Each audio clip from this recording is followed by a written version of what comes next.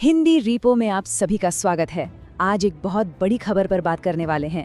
एक ऐसी खबर जिसने पूरी दुनिया में कह सकते हैं हड़कंप मचा दिया है। तारीख है 7 जनवरी 2026 और ट्रंप प्रशासन ने एक ऐसा फैसला सुनाया है जिसकी किसी को उम्मीद नहीं थी। अमेरिका ने एक साथ एक ही झटके में 66 अंतर्राष्ट्रीय संगठनों से बाहर निकलने का ऐलान कर दिया है। जी हाँ, आपने सही सुना, पूरे 66 संगठन। ये कोई छोटा मोटा फैसला बिल्कुल नहीं है और इसका जो असर है ना, वो हम सब पर पड़ने वाला है। तो चलिए आज इसी को थोड़ा आसान भाषा में समझते हैं। तो सबसे बड़ा सवाल यही उठता है कि आखिर ट्रंप के इस एक फैसले से पूरी दुनिया हिल क्यों गई है? मतलब ऐसा क्या हो गया? चलिए पता लगाते हैं। तो सबसे पहला सवाल, अमेरिका ने आखिर ऐसा किया ही क्यों?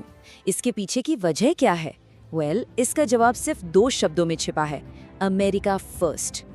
देखिए, व्हाइट हाउस से जो बयान आया है वो बिल्कुल सीधा और साफ है। उन्होंने कहा, हम उन संगठनों को छोड़ रहे हैं जो अब अमेरिका के फायदे के लिए काम नहीं करते और अमेरिकी प्राथमिकताओं के ऊपर ग्लोबल एजेंडा को बढ़ावा देते हैं। मतलब सीधा है, प्रशासन को लगता है कि इन संगठनों से अब अमेरिका का कोई भला नहीं हो रहा। तो ये अमेरिका फर्स्ट लॉजिक है क्या? पहली बात, पैसा बचाओ। प्रशासन का मानना है कि अमेरिकी लोगों के टैक्स का पैसा इन संगठनों में बर्बाद हो रहा है। दूसरी बात, अपनी संप्रभुता, मतलब अपनी आज़ादी बनाए रखो। और तीसरी बात, ये जो ग्लोबल एजेंडा है उसे रोको। सीधी सी बात है, उन्हें लगता है कि ये संगठन अब असरदार नहीं रहे और इनसे बाहर निकलना ही बेहतर है। अब इस फैसले का पूरा असर समझने के लिए ना हमें थोड़ा पीछे जाना होगा और एक चीज समझनी होगी, ये वर्ल्ड ऑर्डर आखिर है क्या? मजे की बात तो ये है कि ये वो नियम कानून है जिन्हें बनाने में अमेरिका का ही सबसे बड़ा हाथ था। तो ये वर्ल्ड ऑर्डर क्या भला है? सोचिए, दूसरे विश्व युद्ध के बाद जब बहुत बड़ी लड़ाई खत्म हुई तो अमेरिका ने बाकी देशों के साथ मिलकर दुनिया चलाने के लिए एक रूल बुक लिखी, एक तरह के नियम कानून बनाए कि भाई देश आपस में मिलकर काम कैसे करेंगे। जैसे 1945 में जब वर्ल्ड वॉर 2 खत्म हुआ तो यूनाइटेड नेशंस बना, फिर 1949 में नेटो बना। ये सब इसलिए किया गया ताकि दुनिया में शांति बनी रहे और देश मिलकर आगे बढ़ें। और इन सब में अमेरिका हमेशा से लीडर की भूमिका में रहा है। तो देखिए, लगभग 80 सालों से यही सिस्टम चल रहा था। अमेरिका दुनिया का आर्किटेक्ट था, मतलब सब कुछ बनाने वाला। लेकिन अब नया अमेरिका इसे तोड़ने वाला बन गया है। ये एक बहुत बहुत बड़ा शिफ्ट है।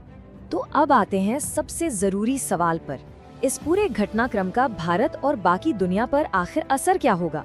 चलिए इसी को समझते हैं। अब जब दुनिया को चलाने वाला सबसे बड़ा खिलाड़ी ही पीछे हट रहा है तो असर तो होगा ही। और सबसे पहला और सबसे बड़ा झटका लगा है यूनाइटेड नेशंस को। देखिए, यूनाइटेड नेशंस के पास पैसों का एक बड़ा संकट आ गया है। क्यों? क्योंकि अमेरिका ही उसका सबसे बड़ा फाइनेंसर था। यूएन के रेगुलर बजट का करीब 22% हिस्सा अकेले अमेरिका से आता था। अब जब वही हाथ खींच रहा है तो मुश्किल तो होनी ही है।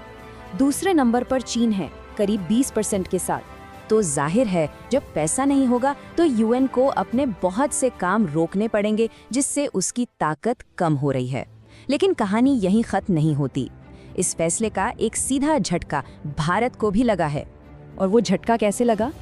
अमेरिका जिन 6 संगठनों से बाहर निकला है, उनमें एक नाम है इंटरनेशनल सोलर अलायंस, जिसे हम ISA भी कहते हैं। अब ये ISA भारत के लिए बहुत खास है। क्यों? क्योंकि ये भारत की ही एक बड़ी पहल थी दुनिया को सौर ऊर्जा की तरफ ले जाने के लिए, और इसका हेडक्वार्टर भी भारत में ही है। सोचिए, ये अकेला ऐसा संगठन है जिसका हेडक्वार्टर भारत में है और अमेरिका ने इसी को छोड़ दिया। तो जाहिर है, अमेरिका के इस कदम को रिन्यूएबल एनर्जी में भारत के ग्लोबल लीडरशिप के लिए एक बड़े झटके की तरह देखा जा रहा है। अब सवाल ये है कि अमेरिका के पीछे हटने से जो खाली जगह बनी है उसे भरेगा कौन?